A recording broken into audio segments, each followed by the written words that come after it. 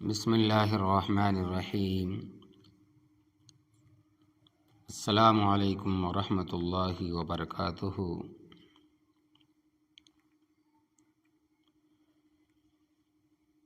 الحمد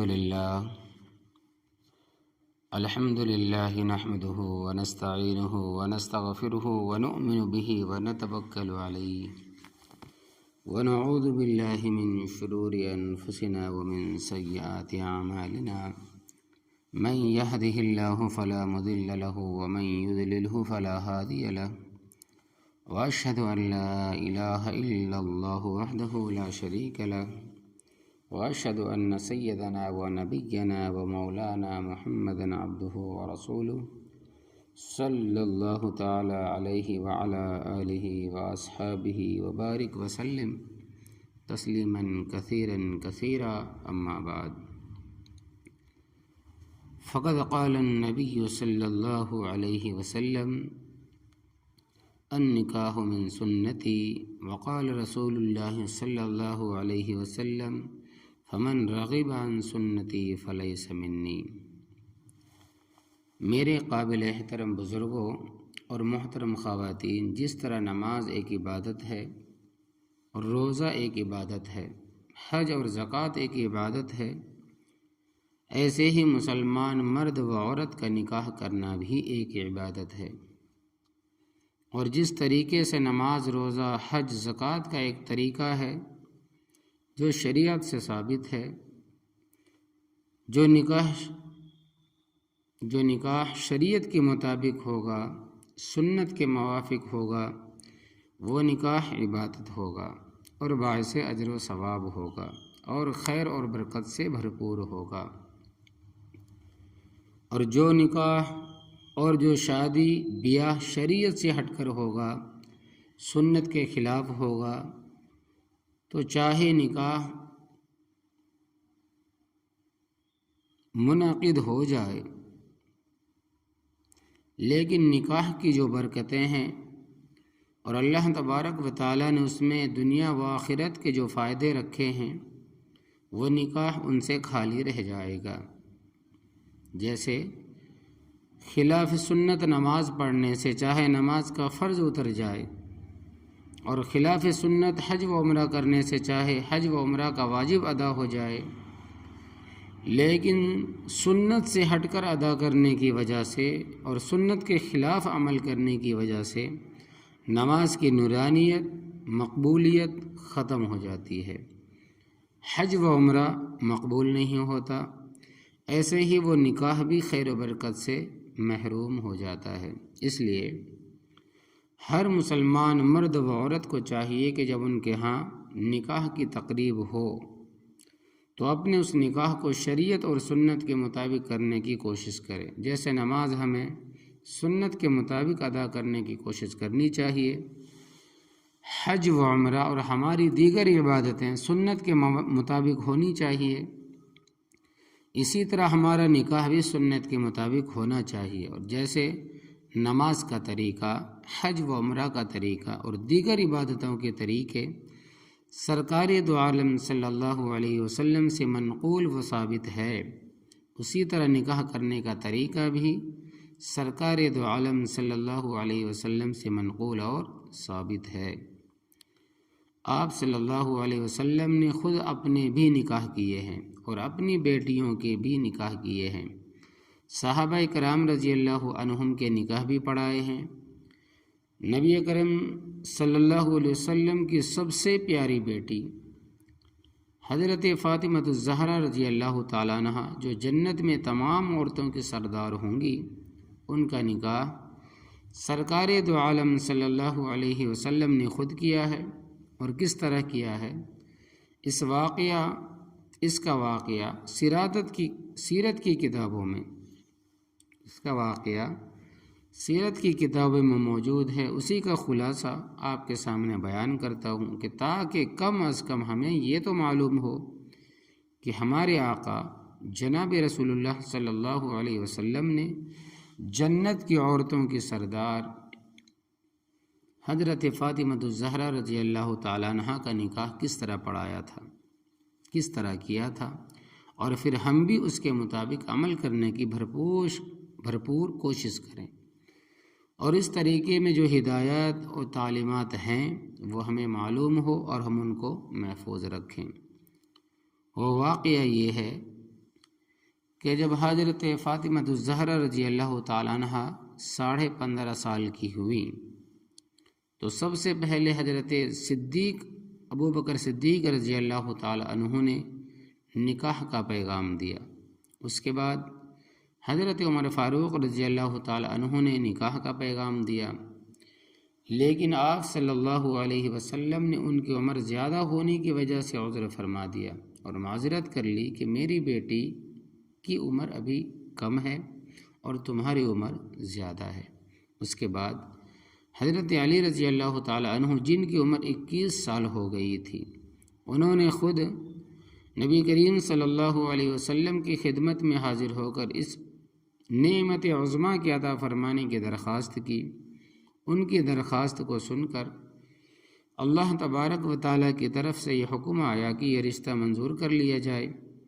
چنانچہ آپ صلی اللہ علیہ وسلم نے ان کی درخواست قبول فرما لی اور منگنی ہو گئی۔ اس کے بعد آپ صلی اللہ علیہ وسلم نے حضرت انس رضی اللہ تعالیٰ عنہ سے فرمایا کہ اے انس، جاؤ اور ابو بکر، عمر، عثمان، طلحہ، زبیر اور انصار کی ایک جماعت کو بلا کر لاؤ رضی اللہ تعالیٰ عنہم اجمعین۔ جب یہ لوگ سب جمع ہو گئے تو نبی اکرم جناب رسول اللہ صلی اللہ علیہ وسلم نے خطبہ پڑھا اور حضرت بی بی فاطمہ رضی اللہ تعالیٰ عنہ کا نکاح حضرت علی رضی اللہ تعالیٰ عنہ کے ساتھ کر دیا اور مہر تقریباً 400 درہم مقرر فرمایا اور ایک طباق میں تھوڑے سے چھوارے رکھ کر، یعنی کہ سکے کھجور رکھ کر حاضرین کو پہنچائے۔ اس کے بعد حضرت ام ایمن رضی اللہ تعالیٰ عنہ سے فرمایا کہ تم فاطمہ الزہرا رضی اللہ تعالیٰ عنہ کو حضرت علی رضی اللہ تعالیٰ عنہ کے گھر پہنچا دو۔ چنانچہ حضرت ام ایمن رضی اللہ تعالیٰ عنہ کے ہمراہ نبی اکرم جناب رسول اللہ صلی اللہ علیہ وسلم نے خاتون جنت کی رخصتی فرما دی۔ حضرت ام ایمن رضی اللہ تعالیٰ عنہ نبی کریم صلی اللہ علیہ وسلم کی بیٹی کو حضرت علی رضی اللہ تعالیٰ عنہ کے گھر پہنچا کر آ گئی۔ یہ دونوں جہاں کے سردار جناب رسول اللہ صلی اللہ علیہ وسلم کے صاحبزادے کی رخصتی ہے۔ یہ دونوں جہاں کے سردار جناب رسول اللہ صلی اللہ علیہ وسلم کی صاحبزادے کی رخصتی ہے جو جنت کی عورتوں کی سردار ہے۔ اس کے بعد نبی کریم صلی اللہ علیہ وسلم حضرت علی رضی اللہ تعالیٰ عنہ کے گھر تشریف لے گئے اور آپ صلی اللہ علیہ وسلم نے بی بی فاطمہ رضی اللہ تعالیٰ عنہ یعنی اپنی چہیتی بیٹی سے فرمایا کہ پانی لاؤ۔ وہ ایک پیالے میں پانی لائی۔ آپ صلی اللہ علیہ وسلم نے اس کے اندر لعاب مبارک ڈالا، یعنی تھوک مبارک ڈالا اور فرمایا کہ ذرا سامنے ہو۔ پھر آپ صلی اللہ علیہ وسلم نے ان کے سر پر اور ان کے سینے مبارک پر کچھ پانی کا چھڑکا، پھر فرمایا کہ بیٹھ اور پیٹھ میری طرف کر دو۔ پھر انہوں نے دونوں شانوں پر پانی چھڑکا، یعنی کندھوں پر پانی چھڑکا اور پھر دعا دی کہ اللہ تبارک و تعالی میں ان کو اور ان کی اولاد کو شیطان مردود کے شر سے آپ کی پناہ میں دیتا ہوں۔ پھر ان سے فرمایا کہ پانی جو باقی ہے وہ تم دونوں پی لو۔ چنانچہ انہوں نے پانی پی لیا۔ حضرت علی رضی اللہ تعالیٰ عنہ سے فرمایا کہ پانی لاؤ۔ وہ گئے اور وہ بھی پانی لے کر آئے، اور اسی طرح آپ صلی اللہ علیہ وسلم نے پانی کا کٹورا لے کر اس میں لعاب مبارک ڈالا اور ان کے سر پر سینے پر کچھ پانی کا چھڑکاؤ کیا، لیکن پشت کی طرف دونوں شانوں کے درمیان نہیں چھڑکا، اور ان کو بھی آپ صلی اللہ علیہ وسلم نے پانی پینے کے لیے عطا فرمایا۔ اور ایک روایت میں ہے کہ آپ صلی اللہ علیہ وسلم نے ان کے گھر تشریف لے جانے کے بعد ایک پیالے میں پانی لیا اور قل اعوذ برب الفلق اور قل اعوذ برب الناس پڑھ کر پانی پر دم کیا، اور دونوں کے آگے پیچھے چھڑکا اور پانی کے لیے بھی فرمایا، اور پانی پینے کے لیے بھی فرمایا، اور یہ فرمایا کہ تم اس سے وضو کرو۔ اس کے بعد آپ صلی اللہ علیہ وسلم نے نیک اور نصیب دار اولاد ہونے کی دعا دی اور اچھی اچھی پاکیزہ دعائیں عطا فرمائی، اور فرمایا کہ خیر و برکت کے ساتھ اور طہارت کے ساتھ رہو۔ حضرت فاطمہ الزہرا رضی اللہ تعالیٰ عنہ کا جہیز، اور جہیز میں نبی کریم صلی اللہ علیہ وسلم نے چند چیزیں عطا فرمائی، جن میں 4 گدے، 2 رضائی، 2 چاندی کے بازو بند، 1 چادرہ، 1 تکیہ، 1 پیالہ، 1 مشکیزہ اور 1 چکی آٹا پیسنے کے لیے۔ اور ایک روایت میں آتا ہے کہ 1 پلنگ بھی آپ صلی اللہ علیہ وسلم نے عطا فرمایا تھا۔ یہ چیزیں آپ صلی اللہ علیہ وسلم نے حضرت فاطمہ الزہرا رضی اللہ تعالی عنہا کو ان کے جہیز میں عطا فرمائی، اور آپ صلی اللہ علیہ وسلم نے ان کے گھر تشریف لے جانے کے بعد گھر کے اندر کے کاموں کے انجام دینے کی ذمہ داری، مثلا گھر کی صفائی ستھرائی، کھانا پکانا، آٹا پیسنا، پانی بھرنا، حضرت فاطمہ الزہرا رضی اللہ تعالیٰ عنہ کے سپرد فرمائی، اور گھر سے باہر کے کاموں کی ذمہ داری حضرت علی رضی اللہ تعالیٰ عنہ کے اوپر ڈالی کہ گھر سے باہر کے کام انجام دینا یہ تمہاری ذمہ داری ہے۔ حضرت علی رضی اللہ تعالیٰ عنہ کا ولیمہ، نکاح کے بعد دوسرے دن حضرت علی رضی اللہ تعالیٰ عنہ نے ولیمہ فرمایا۔ ولیمے کے اندر چند سا مکوہ، 1 سا تقریباً 3.5 سیر کا ہوتا ہے، اور چند جو کی روٹیاں اور کچھ کھجوریں تھی۔ بس اس طریقے سے حضرت علی رضی اللہ تعالیٰ عنہ نے اپنا ولیمہ فرمایا۔ یہ مختصر سا طریقہ ہے اس نکاح کا جس کے کرنے والے دونوں جہاں کے سردار ہے اور جس کا نکاح ہو رہا ہے وہ جنت کی عورتوں کی سردار ہے، اور جس کے ساتھ ہو رہا ہے وہ 4 خلیفہ راشد ہیں۔ تو تمام نبیوں کے سردار اپنی بیٹی کا کس سادگی کے ساتھ اور کس اختصار کے ساتھ اور کس سہولت و آسانی کے ساتھ اور کتنے معمولی مہر پر اپنی بیٹی کا نکاح فرما رہے ہیں، اور حضرت علی رضی اللہ تعالی عنہ کس سادگی کے ساتھ ہلکا پھلکا ولیمہ کر رہے ہیں۔ یہ وہ طریقہ ہے جو سرکار دو عالم صلی اللہ علیہ وسلم سے منقول ہیں۔ مذکورہ واقعے میں ہمارے لیے ہدایات، اس میں ہمارے لیے بڑی ہدایات ہیں اور بڑی تعلیمات ہیں، اور دراصل یہ طریقہ ہمارے لیے مشعل راہ ہے۔ اللہ تبارک و تعالیٰ کرے کہ ہم دل و جان سے ان ہدایات کو اور ان تعلیمات کو سنیں اور سمجھیں، اور جب اس کا موقع آئے تو ان پر عمل کرنے کی بھرپور کوشش کریں۔ پہلی ہدایت، سب سے پہلی بات جو اس طریقے سے معلوم ہوتی ہے وہ یہ ہے کہ جب لڑکیاں اور لڑکے بالغ ہو جائیں اور نکاح کے قابل ہو جائیں اور مناسب رشتہ بھی مل جائے تو پھر بغیر کسی معتبر عذر کے ان کے نکاح میں تاخیر نہیں کرنی چاہیے، جلد ہی نکاح کر دینا چاہیے۔ بلا وجہ یا بلا عذر لڑکے یا لڑکی کو بغیر نکاح کے رکھنا مناسب نہیں، البتہ اگر کوئی معتبر عذر ہو تو الگ بات ہے۔ اور دوسری حدیثوں میں بھی اس کی تاکید و ترغیب ہے کہ 3 چیزیں ایسی ہے کہ جب ان کا وقت آ جائے، 3 چیزیں ایسی ہیں کہ جب ان کا وقت آ جائے تو ان میں تاخیر نہیں کرنی چاہیے۔ ان میں سے ایک نکاح بھی ہے۔ پھر جب مناسب رشتہ مل جائے تو تاخیر نہ کرو، اگر تاخیر کرو گے تو فساد پھیل جائے گا، معاشرے میں تباہی بربادی رونما ہوں گی، اور اس کے اندر جو دینی اور دنیاوی نقصانات ہیں وہ ہر عاقل اور بالغ شخص کے اوپر واضح اور روشن ہے۔ دوسری ہدایت، دوسری بات یہ معلوم ہوئی کہ نکاح کے اندر لڑکے اور لڑکی کی عمروں کے درمیان تناسب ملحوظ رکھنا چاہیے۔ لڑکے کی عمر لڑکی سے کچھ زیادہ ہونی چاہیے، جیسے حضرت علی رضی اللہ تعالی عنہ کی عمر 21 سال اور حضرت فاطمہ الزہرا رضی اللہ تعالی عنہ کی عمر اس وقت 15.5 سال تھی، تقریباً 5.5 سال کا فرق ہے۔ تو معمولی سا فرق ہو، اس کے برعکس نہیں ہونا چاہیے۔ لڑکی بڑی عمر کی ہو اور لڑکا چھوٹی عمر کا ہو، یا بہت زیادہ فرق ہو، یہ مناسب نہیں۔ اگرچہ کم زیادہ عمر کے ساتھ بھی نکاح جائز ہے، کیونکہ نکاح تو باہمی رضامندی کے ساتھ ہوتا ہے، اور باہمی رضامندی میں چھوٹی عمر والی لڑکی بڑے عمر کے لڑکے سے نکاح کر لے، یہ چھوٹی عمر والا لڑکا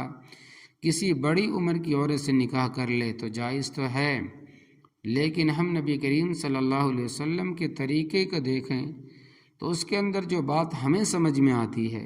وہ بڑی اہم اور قابل قدر اور قابل توجہ ہے، لہذا جہاں تک ہو سکے ہم اس کے مطابق اس نیک کام کو انجام دیں، تاکہ نبی کریم صلی اللہ علیہ وسلم کی سنت کا نور اس کے اندر رچ جائے، بس جائے، اور اس کی برکتیں ظاہر ہو اور وہ ہمیں حاصل ہو جائے۔ تو دوسری بات یہ معلوم ہوئی کہ عمر کا تناسب بھی ہونا چاہیے اور اس کو ملحوظ بھی رکھنا چاہیے۔ چنانچہ مذکورہ واقعے میں حضرت ابو بکر صدیق رضی اللہ تعالیٰ عنہ نے بھی آپ صلی اللہ علیہ وسلم کی خدمت میں رشتہ پیش کیا، لیکن ان کی عمر زیادہ تھی، اس لیے آپ صلی اللہ علیہ وسلم نے ان کی درخواست قبول نہیں فرمائی۔ حضرت عمر رضی اللہ تعالیٰ عنہ نے درخواست پیش کی، لیکن ان کی عمر بھی حضرت فاطمہ الزہرا رضی اللہ تعالیٰ عنہ سے بہت زیادہ تھی، ان کی درخواست بھی آپ صلی اللہ علیہ وسلم نے قبول نہیں فرمائی۔ حضرت علی رضی اللہ تعالیٰ عنہ نے درخواست پیش کی، آپ صلی اللہ علیہ وسلم نے اللہ تبارک و تعالیٰ کے حکم سے ان کی درخواست قبول فرما لی، لہذا کس طریقے سے آپ صلی اللہ علیہ وسلم نے عمر کا جوڑا اور تناسب دیکھا تو معلوم ہوا کہ یہ تناسب دیکھنا نبی کریم صلی اللہ علیہ وسلم سے ثابت ہے، اس لیے ہر مومن مرد اور عورت کو اس کا خیال رکھنا چاہیے، لیکن جہاں کوئی مجبوری ہو یا کوئی عذر ہو تو کوئی حرج بھی نہیں ہے۔ محترم بزرگوں اور سامعین عزام، اور تیسری بات یہ معلوم ہوئی کہ سرکار دو عالم صلی اللہ علیہ وسلم نے حضرت علی رضی اللہ تعالی عنہ سے اپنی بیٹی کے نکاح کرنے کا وعدہ، ان کی درخواست کس سادگی کے ساتھ قبول فرمائی۔ نہ خاندان جمع ہوا، نہ برادری جمع ہوئی، نہ قوم آئی، نہ کوئی لینا نہ کوئی دینا، نہ کرنا نہ دھرنا، کس سادگی اور کس اختصار کے ساتھ ذرا سی دیر میں یہ مسئلہ طے ہو گیا۔ منگنی کی حقیقت معلوم ہوا کہ منگنی کی حقیقت اصل میں اتنی ہی ہے کہ لڑکے والے لڑکی والوں سے درخواست کرتے ہیں اور لڑکی والے اپنی اطمینان کے بعد درخواست قبول کر لیتے ہیں، بس منگنی تو اس کا نام ہے۔ اس حد تک اگر کوئی منگنی کرے تو اس کے اندر کوئی خرچہ ہی نہیں، یہ بات ٹیلی فون، خط و کتابت سے بھی طے ہو سکتی ہے۔ اگر دونوں گھرانے قریب ہیں تو آ کر جا کر بیٹھ کر بھی طے کر سکتے ہیں، اس کے سوا دوسرے لوازمات کچھ بھی نہیں ہے۔ لیکن ہمارے معاشرے میں اس میں چاروں طرف لوازمات، رسومات کی جو ایک طویل مضبوط دیوار حائل ہے، اس کو فلانگنا ہر ایک کا کام نہیں، اور نہ ہی ہر ایک کے بس کی بات ہے، اس کا یہاں کوئی نام و نشان ہی نہیں۔ حضرت علی رضی اللہ تعالیٰ عنہ آئے، انہوں نے درخواست کی، آپ صلی اللہ علیہ وسلم نے درخواست قبول فرمائی، بس منگنی ہو گئی۔ لہٰذا ہم نبی کریم صلی اللہ علیہ وسلم کے اس نقش قدم کو اپنے ذہن میں جمائیں اور اس کو نقش کر کے اس سے ہٹ کر جو کچھ ہم نے اپنے اوپر لازم کر لیا ہے اور انہیں ضروری قرار دے لیا ہے،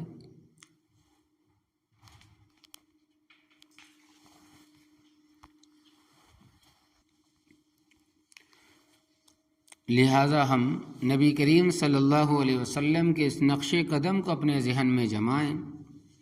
اور اس کو نقش کر کے اس سے ہٹ کر جو کچھ ہم نے اپنے اوپر لازم کر لیا ہے انہیں ضروری قرار دے لیا ہے، ان کے بغیر منگنی ہو ہی نہیں سکتی، ان سے ہم اپنے آپ کو بچانے کی بھرپور کوشش کریں۔ نبی کریم صلی اللہ علیہ وسلم کے نقش قدم کو چھوڑ کر جو مصیبت اور پریشانیاں ہم نے اپنے اوپر چڑھا لی ہے، بڑھا لی ہے، کہ جس کے نتیجے میں منگنی جو انتہائی آسان اور سہل تھی وہ کس قدر مشکل اور مصیبت بن گئی ہے۔ دو لفظوں میں منگنی اور شادی کی حقیقت۔ حضرت اشرف علی تھانوی رحمۃ اللہ علیہ نے منگنی اور نکاح کے بارے میں ایک لفظ ایسا ارشاد فرمایا جس میں ہمارے اس دور کی منگنی اور شادی کی ساری حقیقت بیان ہو گئی۔ مختصر سے 2 لفظوں میں حضرت نے سب کچھ بیان کر دیا ہے۔ فرماتے کیا ہے کہ ہمارے زمانے کی منگنی قیامت صغریٰ ہے اور شادی قیامت کبریٰ ہے۔ ہمارے زمانے کی شادی بیاہ اور منگنی کا نقشہ کھینچنے کے لیے اس سے بڑھ کر کوئی لفظ نہیں ہو سکتا۔ یعنی منگنی قیامت بنی ہوئی ہے، اس میں اتنی رسمیں اور خرافات اور اس قدر نمود و نمائش، پھر ان سے بڑھ کر بڑے بڑے کبیرہ گناہوں کا ارتکاب اور طرح طرح کی پابندیاں اور لوازمات پائے جاتے ہیں۔ نماز و روزہ سے بڑھ کر وہ ضروری ہیں۔ کوئی نماز نہ پڑھے، روزہ نہ رکھے، حج نہ کرے، زکوٰۃ نہ دے، کوئی پوچھنے والا نہیں۔ لیکن اگر منگنی کی ان رسموں کو انجام نہ دیا جائے، ان کی کھانا پوری نہ کی جائے تو جناب لعن طعن کی بارش شروع ہو جاتی ہے۔ طعن و تشنیع سے آدمی کا جینا دو بھر کر دیا جاتا ہے۔ ایک ایسی مصیبت ہم نے بنا لی کہ واقعی جیسے حضرت نے فرمایا کہ منگنی قیامت صغریٰ اور شادی قیامت کبریٰ، یہ بات حقیقت ہے۔ اس کے مقابلے میں سرکار دو عالم صلی اللہ علیہ وسلم نے کس طرح آسانی اور سادگی سے اپنی چہیتی کی منگنی فرمائی، یہ بھی ہم دیکھ لیں۔ اس سے یہ بھی معلوم ہوا کہ نکاح کا پیغام لڑکے والوں کو دینا مناسب ہے۔ لڑکے والے لڑکی والوں کو پیغام دیں اور لڑکی والے اس کو قبول کریں، اور اس کے برعکس بھی جائز ہے کہ لڑکی والے لڑکے والوں کو پیغام دیں۔ مگر مذکورہ واقعے میں طریقہ دیکھیے کہ حضرت علی رضی اللہ تعالیٰ عنہ خود درخواست لے کر نبی کریم صلی اللہ علیہ وسلم کی خدمت میں آ رہے ہیں، اور نبی کریم صلی اللہ علیہ وسلم بیٹی والے ہیں، اور آپ صلی اللہ علیہ وسلم ان کی درخواست قبول فرما رہے ہیں۔ کرنے والے کون ہیں، کس کا نکاح ہو رہا ہے، کس سے ہو رہا ہے، یہ سب دیکھتے چلے جائیں۔ یہ ہیں ہمارے رہبر، رہنما، یہی ہمارے اصل طریقے ہیں جس میں دنیا و آخرت کی نجات ہے۔ اس لیے اسی طریقے کو اختیار کریں اور اس سے ہٹ کر آج کل ہم جو کچھ کر رہے ہیں اس سے اپنے آپ کو بچائیں، خصوصاً جو حرام اور ناجائز کام اور ناجائز اور خلاف شرع رسمیں اس کے اندر پائی جاتی ہیں، ان سے اپنے آپ کو ضرور ہی بچانے کی کوشش کریں۔ نکاح میں کن لوگوں کو بلایا جائے، اس کے بعد سرکار دو عالم صلی اللہ علیہ وسلم نے خاص صحابہ کرام رضی اللہ تعالیٰ عنہ اجمعین کو بلایا۔ اس سے معلوم ہوا کہ نکاح کے موقع پر اپنے بہت ہی قریبی اور خاص احباب کو بلانا چاہیے، اور ان کے بلانے میں کوئی حرج نہیں۔ اب وہ خاص چاہے رشتے کے اعتبار سے ہو، یا پڑوس کی وجہ سے ہو، یا محبت و تعلق کی وجہ سے ہو، یا دوست و احباب ہو، اور اس میں بنیادی مقصد یہ ہے کہ اس نکاح کا اعلان ہو جائے اور ان سب کے علم میں آ جائے کہ فلاں کا نکاح فلاں کے ساتھ ہو گیا ہے۔ یہ اس کا مقصود اصلی ہے۔ یہ نہیں کہ اتنا بڑا اور اتنا اہم خوشی کا موقع ہے، اگر ہم اس کے اندر دوسروں کو نہیں بلائیں گے تو انہیں گلا شکوہ ہوگا اور وہ روٹھ جائیں گے اور ان کو منانا پڑے گا۔ لہذا اس موقع پر ان کو بلانا بہت ضروری ہے، ان کے بغیر تو نکاح ہو ہی نہیں سکتا۔ یہ کوئی تصور نہیں، بلکہ صحیح تصور اور تعلیم یہ ہے کہ یہ موقع نکاح کے اعلان کا ہے، اور اس اعلان کی زیادہ ضرورت خاص لوگوں کو ہے جو ہر دم کے ساتھ ہی ہر وقت ان کی آمد و رفت رہتی ہے اور ملتے جلتے رہتے ہیں، تاکہ ان کے علم میں آ جائے کس لڑکی کا نکاح کس لڑکے کے ساتھ ہوا ہے اور وہ بے فکر ہو جائے۔ مسجد میں نکاح کرنا مستحب ہے، یہ بھی سنیں۔ اس لیے مسجد کے اندر نکاح کرنا مستحب ہے کہ مسجد کے اندر اعلان زیادہ ہوتا ہے، لہٰذا اپنے خاص احباب کو بلانے میں، جن کے آنے میں پریشانی نہ ہو، کوئی تکلیف نہ ہو، دشواری نہ ہو، بس وہی کافی ہے۔ لہٰذا جو بہت ہی دور کے رشتہ دار ہیں، یہ دوسرے شہروں کے اندر رہتے ہیں، یہ ہماری صرف ان سے سلام و دعا ہے، انہیں بلانے کی ضرورت نہیں۔ لہٰذا نکاح کے موقع پر یہ جو سمجھا جاتا ہے کہ جتنے بھی خون کے رشتے ہیں، چاہے ان کا تعلق باپ دادا پردادا سے ہو یا نانی پرنانی سے ہو، ان سبھی کو بلانا ضروری ہے، اور جتنے بچپن سے لے کر اب تک کے شناساں ہے، جان پہچان ہے، جو کہ کبھی کسی محلہ یا مکان میں رہتے تھے، وہاں کے پڑوسی، پھر ان کے پڑوسی، اور اگر کسی راستے میں بازار میں کسی سے سلام دعا ہو گئی تو ان کو کارڈ بھیجنا بھی ضروری ہے۔ حیثیت 100 آدمیوں کو بلانے کی نہیں، اور دعوت 1000 آدمیوں کی ہے، اس کے لیے بڑے لمبے لمبے اخراجات، لمبے لمبے سودی قرضے رشوتیں لی جاتی ہے، بھیک جمع کی جاتی ہے، اور جمع کر کے سب کو بلانا ضروری سمجھ کر ان کو دعوت دی جاتی ہے۔ یہ سب کچھ غلط ہے، جس سے بچنا بہت زیادہ ضروری اور لازم ہے۔ چنانچہ اس کے لیے گھروں کے اندر لسٹیں بنتی ہے، ایک لسٹ بنی وہ کینسل، دوسری بنی وہ کینسل، تیسری بنی وہ کینسل، مہینوں لسٹ بنتے ہیں، بناتے ہیں، پھر کینسل ہوتے ہیں، اس لیے کہ زبانی سب کہاں یاد رہتے ہیں، ایک دوسرے سے رابطے کیے جاتے ہیں، جہاں کہیں شادی ہوئی ہوتی ہے تو ان سے لسٹیں مانگی جاتی ہے کہ آپ نے کس کس کو بلایا تھا، تو اس طریقے سے چلتے ہوئے مسافر کو بھی دعوت دے دی جاتی ہے۔ اسی طرح جو دکاندار دکان پر بیٹھا ہوا ہے اور جو اس کے گاہک ہے، ان کو بھی دعوت دے دی جاتی ہے۔ یہ سب غیر ضروری باتیں ہیں اور سب غلط طریقے ہیں جن کو ہم نے اپنے اوپر لاد لیا ہے، اور جس نکاح کا طریقہ سرکار دو عالم صلی اللہ علیہ وسلم نے سستا، ہلکا، آسان، خیر و برکت سے بھرپور ہمیں عطا فرمایا تھا، اس طریقے کو ہم نے پس پشت ڈال دیا، اور ہم نے اس کو انتہائی مشکل، بہت مہنگا، انتہائی مصیبت اور مصیبتوں سے بھرپور اور نمود و نمائش کے لباس سے اس کو آلودہ کر کے اختیار کر لیا۔ نبی اکرم جناب رسول اللہ صلی اللہ علیہ وسلم نے صرف ابو بکر، عمر، عثمان ابن طلحہ، زبیر اور انصار رضی اللہ تعالی عنہم کو ایک جماعت کو بلایا تھا، رضی اللہ تعالی عنہم کی ایک جماعت کو بلایا تھا۔ جب وہ آ گئے تو آپ صلی اللہ علیہ وسلم نے ان کے سامنے خطبہ پڑھا اور نکاح کر دیا۔ بس یہی تعلیم ہمیں حاصل کرنی چاہیے۔ اب سنیں شادی کے کارڈ کی حقیقت۔ شادی کی اطلاع کے لیے کارڈ چھپوانے کی بھی ضرورت نہیں، اگر ضروری ہو تو معمولی درجے کا کارڈ چھپوا لیں۔ شادی کارڈ کے اندر لوگ بڑے پیسے خرچ کرتے ہیں، بہت مہنگا بناتے ہیں، ہزاروں نہیں بلکہ لاکھوں روپے خرچ کرتے ہیں، حالانکہ اس کا حاصل صرف اطلاع دینا ہے۔ جس گھر میں آیا، پڑھا اور ایک طرف دکھ دیا، بنانے والے تو یہ سمجھتے ہیں کہ یادگار رہے گا،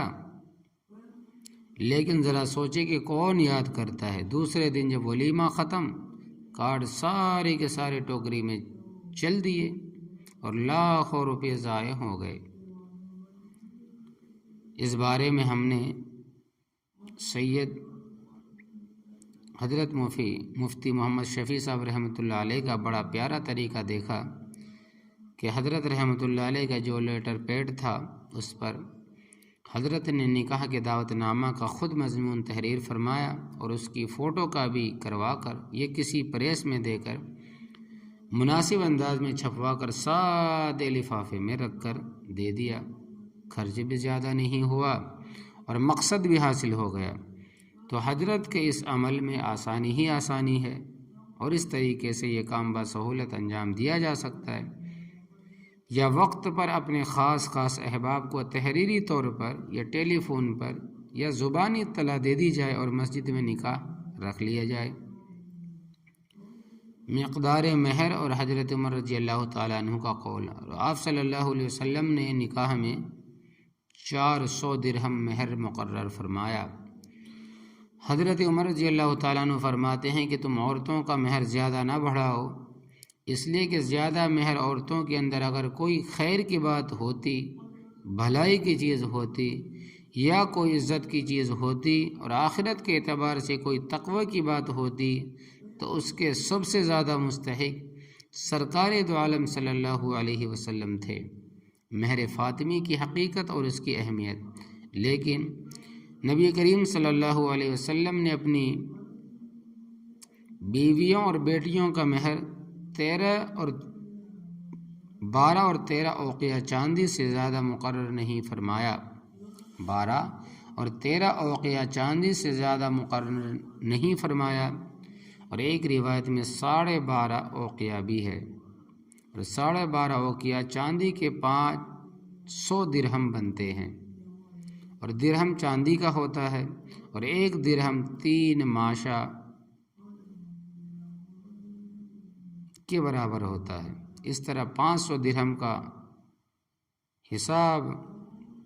تولہ ماشا کے اعتبار سے 131 تولہ 3 ماشا چاندی بنتی ہے، 131 تولہ 3 ماشا چاندی بنتی ہے۔ یہ وزن مہر مسنون ہے اور اسے مہر فاطمی بھی کہتے ہیں، اور یہ وہ مہر ہے جو نبی کریم صلی اللہ علیہ وسلم نے اپنی بیویوں اور بیٹیوں کا مقرر فرمایا، لہذا ہو سکے تو یہ مسنون مہر سنت کی نیت سے مقرر کرنا اچھا ہے۔ جب بھی کسی کا نکاح ہو تو وہ اپنے نکاح کے اندر مہر فاطمی یعنی 131 تولہ 3 ماشا چاندی مقرر کر سکتا ہے۔ مہر کی ادائیگی کس طرح کرے؟ ادائیگی میں اختیار ہے، جس طرح چاہے کر لیں، چاہیں تو چاندی کا وزن دے دیں، یعنی چاہے تو اتنی مقدار چاندی مہر میں دے دیں، یا جو ادائیگی کا وقت مقرر ہو اس وقت چاندی کی جو قیمت بنتی ہے وہ ادا کر دیں۔ مہر کی کم از کم مقدار اور زیادہ کی حد۔ شریعت میں کم از کم مہر کی مقدار 10 درہم مقرر ہے، جس کی مالیت 2 تولہ 7.5 ماشا چاندی بنتی ہے، اور زیادہ کی شریعت میں کوئی حد مقرر نہیں، بس مہر اتنا ہی ہونا چاہیے جس کو شوہر آسانی کے ساتھ ادا کر سکے اور اس کی نیت بھی ادا کرنے کی ہو اور وہ ادا کرنے کی استطاعت بھی رکھتا ہو۔ فخر کے طور پر زیادہ مہر مقرر کرنا، لہٰذا فخر کے طور پر اور دکھاوے کے طور پر، نمائش کے طور پر بڑی بڑی رقمیں جو مہر کے اندر مقرر کی جاتی ہے، یاد رکھیے مقرر کرنے سے وہ واجب ہو جاتی ہیں اور ریاکاری کا گناہ الگ ہوتا ہے، اور ادا نہ کرنے کی نیت کا گناہ الگ ہوتا ہے۔ چنانچہ اگر 5 لاکھ یا 10 لاکھ مہر مقرر کریں گے تو وہ واجب ہو جائے گا اور پھر وہ ادا کرنا پڑے گا، اور اتنی بڑی مقدار اگر اس کے لیے مقرر کی تاکہ برادری میں میرا نام روشن ہو کہ فلاں کی مہر کی اتنی بڑی رقم تھی، آج تک کسی کا اتنا مہر مقرر نہیں ہوا، یہ ریاکاری اور دکھاوا ہو گیا، اور ریاکاری حرام ہے، ناجائز ہے، گناہ کبیرہ ہے، گناہ بھی ہوا اور مقرر مہر واجب بھی ہوا۔ اور اگر پوچھیں کہ بھائی اتنا مہر کیوں مقرر کیا، تو کہتے ہیں کہ دیتا کون ہے، نام ہو گیا اور کیا چاہیے، نہ کوئی دیتا ہے نہ مانگتا ہے، اللہ بچائے۔ مہر نہ دینے پر وعید۔ ایک حدیث میں آتا ہے، ایک حدیث مبارکہ میں آتا ہے کہ جس آدمی نے مہر مقرر کیا اس حال میں کہ اس کے مہر دینے کی نیت نہیں تھی، تو اللہ بچائے اس کو بدکاری کا گناہ ہوگا اور وہ بدکار کہلائے گا۔ مہر معاف کرانے کے 2 موقع۔ اور پھر ایسے ہی لوگوں کے بارے میں سننے میں آتا رہتا ہے کہ وہ پہلی ہی رات میں اپنی بیوی سے اپنا مہر معاف کرا لیتے ہیں اور کہتے ہیں کہ پہلے آپ مہر معاف کر دیں، بعد میں آپ سے ملاقات کر سکوں گا۔ مرد ہو کر بیوی سے مہر معاف کرانا بڑی ہی بے غیرتی اور بے حیائی کی بات ہے۔ مردانگی تو یہ ہے کہ 5 لاکھ مقرر ہو تو 10 لاکھ ادا کرے، بہادری تو اس کا نام ہے، نہ یہ کہ 5 لاکھ مہر بندوا لیا، اب 5,000 دینے کی طاقت نہیں، اب بیوی سے معافی مانگ رہے ہیں، مہر بہت زیادہ ہے شاید معاف کر دے، یہ بات مردانگی اور غیرت کے خلاف ہے۔ مذکورہ معافی معتبر نہیں ہے۔ دوسرے اگر اس نے مجبور ہو کر یہ لحاظ میں آ کر یہ شرم کی وجہ سے معاف کر بھی دیا تو وہ مہر معاف نہیں ہوگا، بعد میں دینا پڑے گا۔ ایک تو اس موقع پر لوگ اپنا مہر معاف کراتے ہیں، لہٰذا اس موقع پر مہر کی معافی معتبر نہیں۔ دوسرا موقع،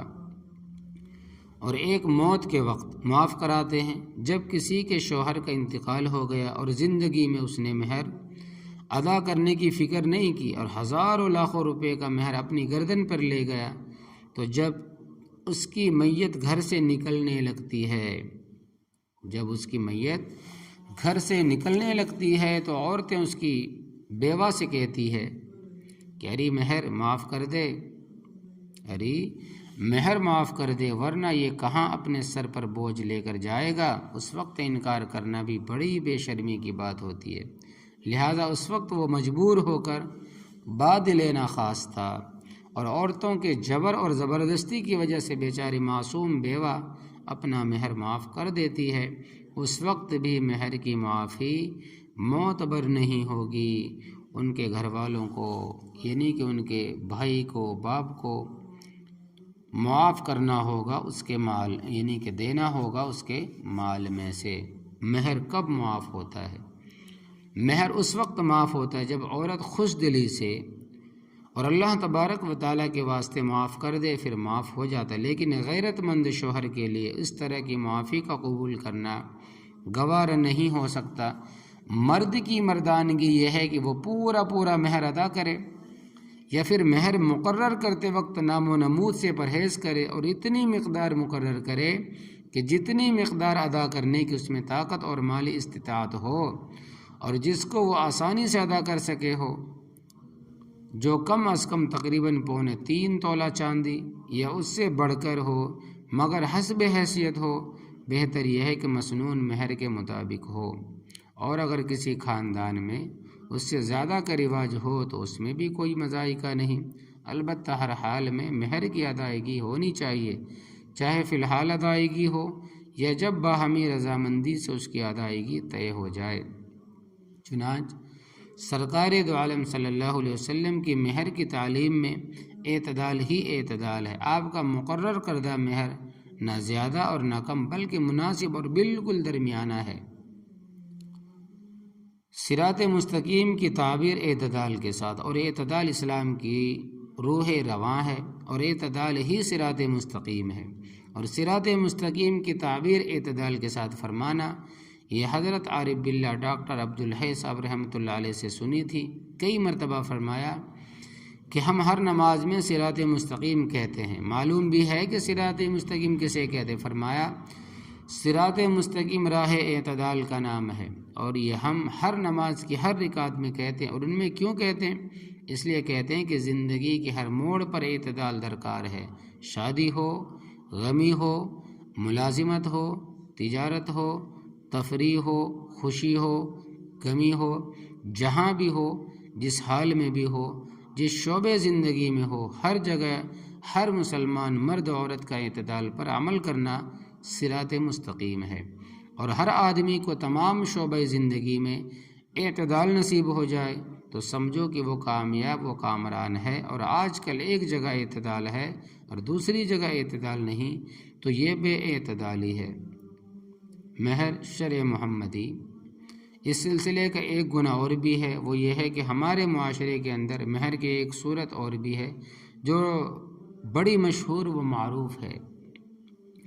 جس کو 32.5 روپے مہر شرع محمدی کہا جاتا ہے، اور بڑے ہی اہتمام سے اس کو مقرر کیا جاتا ہے۔ اس کو فی الحال مہر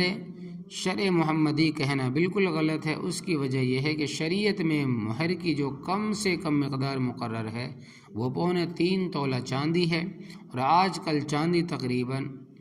800 یا 1000 روپے تولہ ہے، تو جس کے تقریباً 3000 کے قریب بنتے ہیں۔ اب اگر کوئی شریعت کے مطابق کم از کم مقدار 3.25 تولہ چاندی بھی مقرر کرے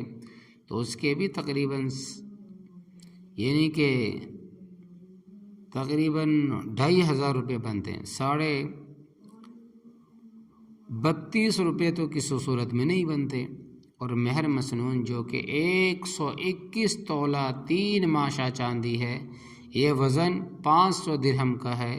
جس کو مہر فاطمی کہتے ہیں، اور مہر مسنون بھی اسی کو کہتے ہیں۔ یہ تقریباً 12-13 ہزار،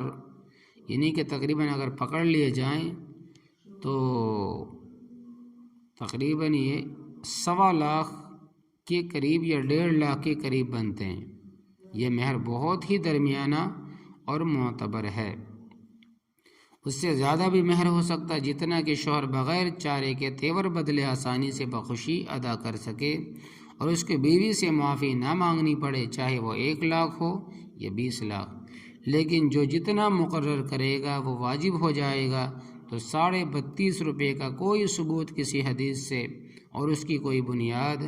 نہیں ہے۔ بس اتنا کہہ سکتے ہیں کہ پہلے کسی زمانے میں جب چاندی بہت سستی ہوگی، 10-12 روپے تولہ، تو اس زمانے میں ممکن ہے کہ کسی نے مہر شرع محمدی 32.5 روپے مقرر کیا ہوگا، یا اتنی سستی ہوگی کہ 121 تولہ 3 ماشا چاندی 32.5 روپے میں آ جاتی ہوگی۔ تو اس زمانے کی حد تک اس کو مقرر کرنا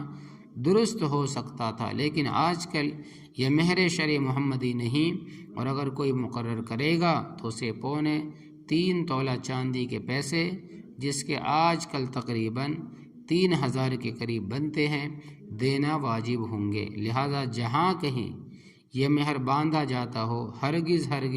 نہیں باندھنا چاہیے، اور مہر فاطمی بھی صرف مسنون ہے، فرض و واجب نہیں۔ لہذا اگر کسی کی حیثیت اس کے ادا کرنے کی نہ ہو اور وہ 5,000 مقرر کرنا چاہے تو وہ بھی جائز ہے۔ بہرحال شوہر اور بیوی دونوں کی حیثیت دیکھ کر مہر مقرر کرنا چاہیے۔ شوہروں کی تقسیم۔ اس کے بعد آپ صلی اللہ علیہ وسلم نے حاضرین کے پاس کچھ چھوارے طباق میں ڈال کر بھیجے تاکہ حاضرین ان کو لے لیں۔ چنانچہ اگر حاضرین میں کچھ چھوارے تقسیم کر دیے جائے تو اچھا ہے، اس سے خوشی کا اظہار ہوتا ہے۔ لیکن ہمارے زمانے میں چھواروں کے ساتھ ساتھ کچھ اور چیزیں بھی چپک گئی ہیں، جیسے چوئنگم چپکتی ہے، ایسے کچھ اور چیزیں بھی اس کے ساتھ چپک گئی ہے۔ ان کا چپکانا ہنگامے سے خالی نہیں۔ خالی چھواروں کی تقسیم آج بھی انتہائی پرسکون ہو سکتی ہے اگر ان کو اوپر لٹایا نہ جائے، بلکہ ویسے ہی لوگوں میں تقسیم کر دیا جائے، کیونکہ صرف چھواروں کی لوگوں کے دلوں میں اب خواہش کم ہو گئی ہے، وہ طلب و تڑپ نہیں رہی، بس خاموشی سے چپ کے ہر آدمی لے لیتا ہے۔ مسجد کی بے حرمتی، اور اگر اس میں کچھ اور جیسے پان، چھالیاں، ٹافیاں، سپاریاں، بسکٹ بھی اس کے اندر بھری ہوئی ہے تو پھر مسجد کیا، پھر وہ ایک کھیل کا میدان ہے۔ اس میں ایسی لوٹ مار جھپٹا جھپٹی ہوتی ہے کہ الامان والحفیظ، اور وہ چھیننا جھپٹنا جھپٹا جھپٹی مسجد اور ایک دوسرے کی بے حرمتی ہوتی ہے۔ کبھی تھالیاں پھٹ رہی ہے، کبھی تھیلا پھٹ رہا ہے، کبھی آدمی کا سر پر پھٹ رہا ہے، ایک طرح کا ہنگامہ ہو جاتا ہے۔ اللہ تبارک و تعالیٰ بچائے، ذرا سا سنت سے ہٹے اور کیسی کیسی مصیبتوں میں مبتلا ہو گئے، بچے بھی، بوڑھے بھی، جوان بھی، سارے ہی اس کی طرف لپک جاتے ہیں، اور ایسے لپکتے ہیں کہ معلوم نہیں کتنے دن کے بھوکے تھے، اور آج پہلی مرتبہ ان کے سامنے یہ چیز آئی ہے۔ اللہ بچائے، بانٹنے والے اور لینے والے دونوں مصیبت میں مبتلا ہیں۔ بھائی، ایسی مصیبت اپنی طرف سے بڑھا کیوں دیے؟ کس نے کہا تھا اس کو بڑھاؤ؟ محض اپنے فخر کے لیے، نام کے لیے، بڑائی کے لیے، تاکہ معلوم ہو کہ ہمارے یہاں شادی ہوئی تھی اور اس میں یہ چیز بٹی تھی، اور ایک دوسرے سے پوچھتے ہیں کہ تمہارے یہاں شادی ہوئی تھی، اس میں تھیلی میں کیا کیا ڈالا گیا تھا۔ اگر اس نے 5 چیزیں ڈالی تھی تو اگلا 7 ڈالے گا، پھر اگلا پوچھے گا تو 9 ڈالے گا، یعنی اس میں بھی مقابلہ بازی ہو رہی ہے، اور جس کی زیادہ موٹی تھیلی اور زیادہ خوبصورت اور زیادہ رنگین بٹوا، اس کی تقسیم میں زیادہ مصیبت، پھر وہ سب کو دکھاتا پھرے گا، سب ایک دوسرے کو دکھائیں گے۔ یہ سب کچھ کیا ہے؟ نام و نمود کے لیے، دکھاوے کے لیے، ریا کے لیے، نمائش کے ہے۔ اس دکھاوے اور نمائش سے تو کچھ بھی نہیں ہوتا۔ دیکھیے، چھواروں سے آگے بڑھتے ہی فتنہ ہو گئے۔ اب مسجد میں جاؤ، وہاں مصیبت، کہیں اور جگہ جاؤ وہاں پریشانی اور بے حرمتی الگ ہو رہی ہے۔ لوگ ان کے چھلکے اور گٹھلیاں وغیرہ مسجد میں ڈال دیتے ہیں، حالانکہ جب آئے تھے تو مسجد صاف ستھری تھی، جب گئے تو معلوم ہوا کہ گندی ہو گئی، دریاں بھی خراب، قالین بھی خراب، فرش بھی گندا، جگہ بھی پنیوں وغیرہ کے ریزے بکھرے ہوئے ہیں، گٹھلیاں پڑی ہوئی ہے، کہیں شکر ہے کہیں کچھ ہے، چیٹیاں آتی ہے۔ مسجد کی بے حرمتی کیسے گوارہ کی جا سکتی ہے؟ اور کسی مسلمان کا اپنے نکاح میں اس طرح مسجد میں گندگی کرنا کیسا درست ہو سکتا ہے؟ پھر ایسے نکاح میں کیسے خیر و برکت آ سکتی ہے جس میں کھانا خدا کو پامال کر دیا ہو، یعنی خدا کے گھر کو پامال کر دیا ہو اور اس کو گندا کر دیا گیا ہو۔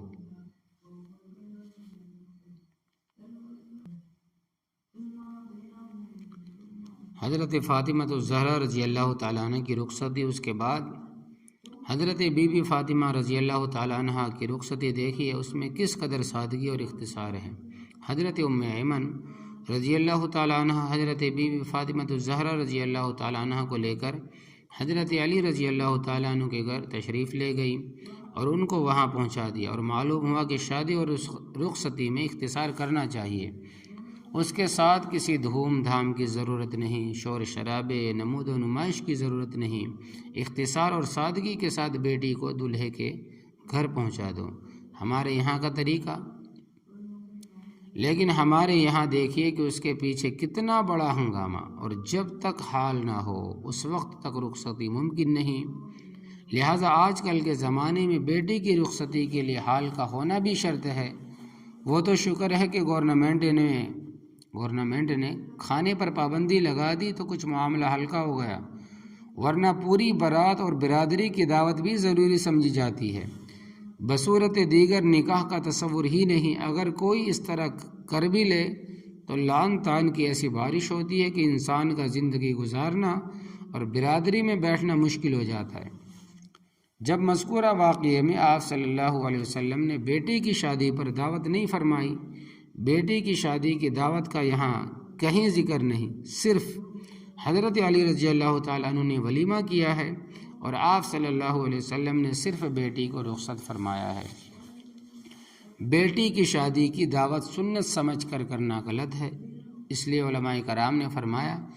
کہ بیٹی کی شادی کی دعوت ولیمہ کی طرح، بیٹی کی شادی کی دعوت ولیمے کی طرح سنت سمجھ کر کرنا غلط اور ناجائز ہے، اور یہ سمجھنا کہ یہ ضروری ہے اور اس کے بغیر ہم اپنی بیٹی کو رخصت کر ہی نہیں سکتے، اور جب تک اس کی دعوت نہ ہو اور سب لوگوں کو نہ بلایا جائے اور دھوم دھام سے نہ ہو، چاہے حیثیت کچھ بھی نہ ہو لیکن وہ ضروری سمجھتے ہوں، بینک سے قرضوں پر، سود پر بھکاری بن کر پیسے اٹھاتے ہوں اور اپنے بچی کی شادی میں اتنے خرچ کرتے ہوں، تو ضروری سمجھ کر کرنا بھی صحیح نہیں، یہ بھی غلط ہے۔ البتہ یہ گنجائش ہے کہ حسب استطاعت جو خاص عزیز و اقارب ہو ان کو بلایا جائے، اور جب اپنے گھر میں بلایا جائے گا تو کھانا بھی کھلایا جائے گا، تو اس طرح یہ ان کی مہمان نوازی ہوگی، وہ بھی کھا لیں گے، بچی اور گھر والے بھی کھا لیں گے، کھانے کے بعد بچی کی رخصتی ہو جائے گی۔ لیکن یہاں تو لڑکے والوں سے پوچھا جاتا ہے، کہ آپ کے کتنے آدمی آئیں گے، اور بعض اوقات تو وہ خود ہی لسٹ بھیج دیتے ہیں، کم از کم 500 افراد ہمارے ہوں گے، یا 1000-2000 ہوں گے، اور 1000 لڑکی والوں نے بلا رکھیں۔ اب دیکھیں کہ اب 1500 آدمیوں کا کھانا کوئی معمولی بات ہے، اور اگر یہ نہ ہو تو پھر نکاح نہیں ہو سکتا، رخصتی نہیں ہو سکتی۔ یہ جو لمبے خرچے ہم نے اپنی طرف سے بنا لیے ہیں، یہ سراسر ہم نے اپنے اوپر ظلم کیا ہوا ہے، زیادتی کر رکھی ہے،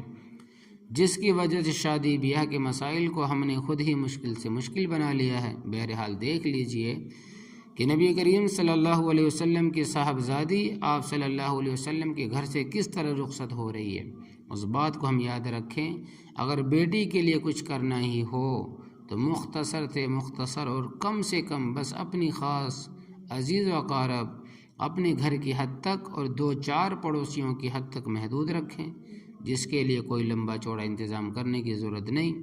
اور یہ بھی وہ کرے جس میں استطاعت ہو، جس کے پاس پیسے ہو، جس کو قرض لینے کی، سود پر پیسے اٹھانے کی ضرورت نہ پڑے، جس کی یہ بھی استطاعت نہیں، اس کے لیے یہ بھی کوئی ضروری نہیں ہے قیامت کبریٰ۔ بہرحال آج ہم نے اپنے ذہنوں کے اندر شادی بیاہ کے لیے رائج الوقت رسومات لوازمات کے ساتھ جو ایک معیار مقرر کر لیا ہے اپنے ماحول اور اپنے معاشرے کے اعتبار سے، اور پھر اس معیار کے مطابق امیر غریب سارے کے سارے پابندی کرنے والے ہو گئے، یہ ایک قیامت کبریٰ ہے اور یہ ایک بڑی آفت و مصیبت ہے۔ اب غریب آدمی اتنا روپیہ کہاں سے لائے؟ یا تو اس کی بیٹی گھر بیٹھے بیٹھے بوڑھی ہو جائے اور وہ اس غم میں مر جائے اور ہارٹ فیل ہو جائے، یا پھر وہ معاشرے میں بھیک مانگے، زکوٰۃ و خیرات مانگے، فطرہ مانگے، اس طریقے سے وہ پیسے اکٹھے کرے تاکہ کسی طریقے سے وہ معاشرے کا پیٹ بھر سکے اور ان کی رسمیں پوری کر سکے اور ان کے مقرر کردہ معیار کو کسی طریقے سے پورا ادا کر سکے۔ اللہ تبارک و تعالی بچائے۔ الامان الحفیظ۔ معوذتین کی سنت۔ اس کے بعد آپ صلی اللہ علیہ وسلم نے سورۃ الناس، سورۃ الفلق پڑھنے کا عمل فرمایا۔ لہذا اگر کسی کی بیٹی کی شادی ہوئی ہو اور اس سے پہلے داماد سے بے تکلف ہوں، جیسے بھائی کا بیٹا اور بیٹی ہوتے ہیں تو یہ لوگ محرم بھی ہوتے ہیں اور بے تکلفی بھی ہوتی ہے، تو اس موقع پر یہ سنت بھی ادا کرنی چاہیے کہ جب نبی کریم صلی اللہ علیہ وسلم نے عمل فرمایا، جیسے اگر ہم بھی آپ صلی اللہ علیہ وسلم کی اتباع میں سنت کا عمل کر لیں تو یہ کیسا خیر و برکت کا عمل ہے اور سراسر سعادت مندی کی بات ہے۔ اگر کسی کے ماں باپ نہ کر سکے تو میاں بیوی یہ عمل خود بھی کر سکتے ہیں۔ سورۃ الناس، سورۃ الفلق، سورۃ الناس اور سورۃ الفلق پانی پر دم کر کے دونوں پی لیں، اور جس طرح نبی کریم صلی اللہ علیہ وسلم نے پانی چھڑکا اسی طریقے سے وہ بھی چھڑک لیں۔ اور میاں بیوی کے لیے تو یہ عمل بہت ہی آسان ہے، وہ اس سنت پر عمل کر سکتے ہیں۔ اللہ تبارک و تعالی ہم سب کو ان باتوں پر عمل کرنے کی توفیق عطا فرمائے، آمین۔ وآخر دعوانا الحمد للہ رب العالمین برحمتک یا ارحم الراحمین۔